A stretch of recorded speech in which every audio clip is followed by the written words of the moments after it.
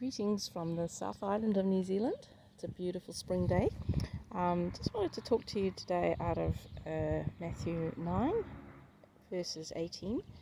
And it was where Jesus heals in response to faith. So as Jesus was saying this, the leader of a synagogue came and knelt before him. "My daughter has just died," he said, "but you can bring her back to life again if you can come and lay your hand on her." So Jesus and his disciples got up and went with him. Just then, the woman who had suffered for 12 years with constant bleeding came up behind him. She touched the fringe of his robe, for she thought, "If I can just touch his robe, I will be healed." Jesus turned around, and when he saw her, he said, "Daughter, be encouraged. Your faith has made you well." And the woman was healed at that moment. When Jesus arrived at the official's home, he saw the noisy crowd and heard the funeral music. "Get out," he told them. "The girl isn't dead, she's only asleep." But the crowd laughed at him. After the crowd was put aside, however, Jesus went in and took the girl by the hand, and she stood up. The report of this miracle swept through the entire countryside. So that little scene there where Jesus actually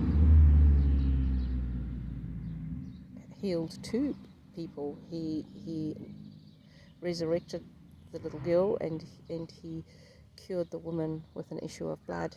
On both occasions, you'll notice, that there was kind of a contact with Jesus, but there was also faith involved. So the woman with an issue of blood, she touched Jesus, and she said that moment of contact that she had with him, she said, "If only I could touch him, I know I will be healed and I will be made well." And of course, when Jesus realized that and he perceived in his spirit, that she had the faith and she'd reached out, he released that healing to her. And the other one was, interesting, where the neighborhood was already playing the funeral music, and they were really grieving the death of this girl, and Jesus actually told them to get out. And the reason he did that was because they were in unbelief, where the the guy from the synagogue, he was asking Jesus to bring back his daughter to life, and so he was actually applying his faith, but his community was in unbelief, and so they were actually neutralizing, canceling out his faith by playing this funeral music.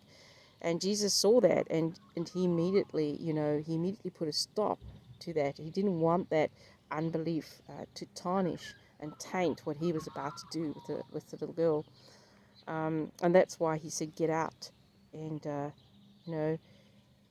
he went in and took the girl by the hand. So there was that touch again. He touched her. He took her by the hand, and she stood up.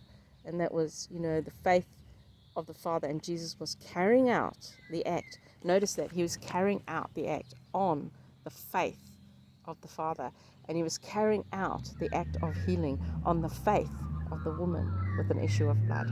So those are just two little golden nuggets there. If you have any unbelief, any doubt, it could prevent you receiving your healing. And the second thing is to get that touch, to have the touch, to touch Jesus or get him to touch you.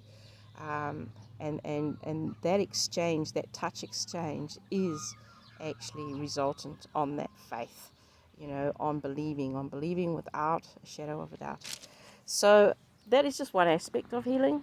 There are quite a few other examples in the Gospels, and the Lord shows us, the different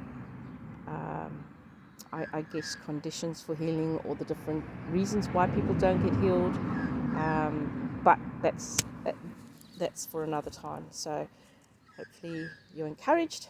Be blessed. Amen.